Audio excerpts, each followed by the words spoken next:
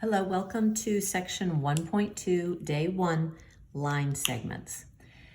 So if we look first at the definition side, we can say that point M is between points P and Q if and only if P, Q, and M are collinear. Remember, we talked about collinear means all on the same line, and the length of PM, so we write that without any symbol over top of it, plus the length of MQ is equal to the length of PQ. To show you what that means, let me draw a line. And we know that M is between P and Q. So I'm going to put P on one side, Q on the other, and M somewhere in between. You note that M is not exactly between. We'll use a different word for that. If it just says between, it can fall anywhere between those 2 points. Then, if we look, we know the distance from here to here is the whole length of PQ. So remember what I just said. If I want to say the length of PQ, I don't put any symbol over top of it. So the length of PQ goes from one point to the other. And then it says that this has to be true too.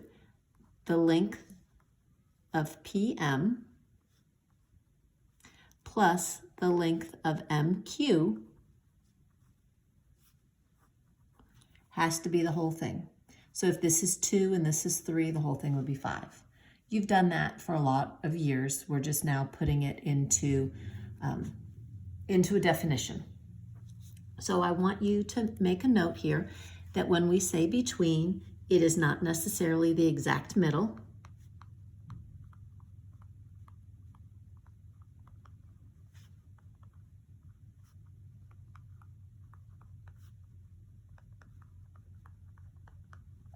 And I also want you to say the measure, we're going to write this in words, the measure of segment AB, we'll put the symbol for that, is written just capital A, capital B. So this says the length of AB. So if we look at example 1, if B is between points A and C, and the length of AC is 13.2, the length of BC is 5 8/10, then we want to find the length of AB. Draw a diagram first. That's one of the big things this year. First, always draw your diagram. This may seem basic and you say, I can do it in my head. You will get points deducted if you don't draw your diagram first. So your line segment can go any direction. It doesn't need to necessarily be parallel with the top and bottom of the pages. It says B is between A and C. So once again, I am not going to put it exactly in the middle, just to make a note that, hey, they're not necessarily congruent. Could they be? Absolutely, but not necessarily. The length of AC is 13 2/10. What I like to do is I like to just make my overall length 13 2/10. And then the length of BC is 5.8. Well, we talked that this segment plus this segment has to equal that segment. Therefore, the entire thing minus that 5 8/10 has to be the length of AB. So then we just have to do 13 2/10 minus 5 8/10. And when you do the math, you will get 7 4/10. Always go back and read the question to make sure that you've answered the question asked. It says find the length of AB. We did that. So we can label our answer, the length of AB is 7 4/10. On your homework, I always like you to draw your picture and then either circle or box your answer so that it jumps out. But I do want to see the work. If you need to do that on a calculator, that's fine, but tell me what you put into the calculator. So example 2, it says, we don't need it twice. It says M, the point M, is between the points N and O. If the length of NO is 5x plus 2, the length of MO is 3x minus 5, and the length of NM is 17. We want to find the length of NO. Draw your diagram first. Then we want to make sure N and O are our endpoints. and M is between it. You notice that these points don't go in alphabetical order, and that does happen. So that's why it's always good to have the picture drawn. So the length of the whole thing is 5x plus 2. And the length of MO is 3x minus 5. The length of MN is 17. Well, we know that the length of these two segments added together is the entire length. So I can say 17 plus 3x minus 5 is equal to the whole thing, 5x plus 2. Well, obviously, when you solve an equation, you did a lot of this last year, you want to simplify each side. 17 minus 5 is 12. So we have 12 plus, sorry, that's messy. Let's make that better. So we'll have 12 plus 3x equals 5x plus 2. So then we need to subtract 3x from both sides. And we get 12 is equal to 2x plus 2. Subtract 2 from both sides. 10 is equal to 2x. Divide both sides by 2. And x will equal 5. Always make sure you go back and answer the question that's asked. We want to find the length of NO. Well, NO is the whole thing. So if I put a 5 into here, I have 5 times 5 plus 2. And I know that's 27. Now, I always like to double check. If I put a 5 into here, I get 15 minus 5 is 10. And is 17 plus 10 27? Yes. So a lot of these are very easy to double check to make sure you're doing things correctly. All right, on to congruent segments. So congruent segments are segments that have the same measure or length. And this is how you're going to do the words. Segment AB is congruent to segment CD.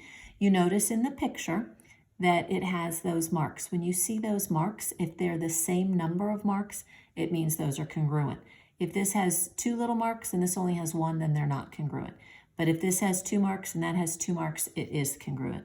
You'll use a different amount of marks depending on how many different sets of congruent lengths you have in a picture. So the symbols, you're going to say segment AB, so you're going to put the segment over it. Congruent is going to be an equal sign with that wave over it, is congruent to segment CD. So this symbol means it's congruent too. Here's your example, and then the next page has the meaning, and the meaning of this, if we write it in words, let me make sure my page is good here. In words, it will be segment AB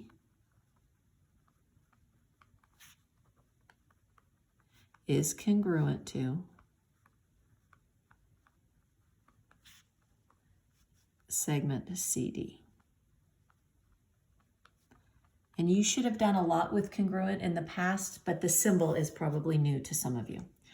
When we look at the distance between 2 points, the distance between any 2 points is the absolute value of the difference between their coordinates. Remember, absolute value is their distance from 0, and distance is always positive. So when we talk about absolute value, that goes back to a few years ago, I believe. If point P has a coordinate of x1 and Q has a coordinate of x2, then the distance between PQ, well, to find the difference, we know difference is subtraction. So we can do x1 minus x2 and take their absolute value. Or because absolute value is always the positive difference, it does not matter the order that you subtract the two. So you can write either way. And when we talk about the distance between P and Q, it is also called the length of segment PQ. So if we look here to find length BE, when you were younger, you were taught, hey, you can just count. But here, if we want to find the distance between point B and point E, we take those coordinates, so -6 and 2, and we find their difference and the absolute value of their difference. Well, we know that -6 minus 2 is a -8, and the absolute value of -8 is 8. It would have been the same thing if we had done 2 minus -6, because that's 2 plus 6, which is also 8. You can think about if you're going through 0, you're really just adding the absolute values. Absolute value, the distance from -6 to 0 is 6. The distance from 0 to 2 is 2.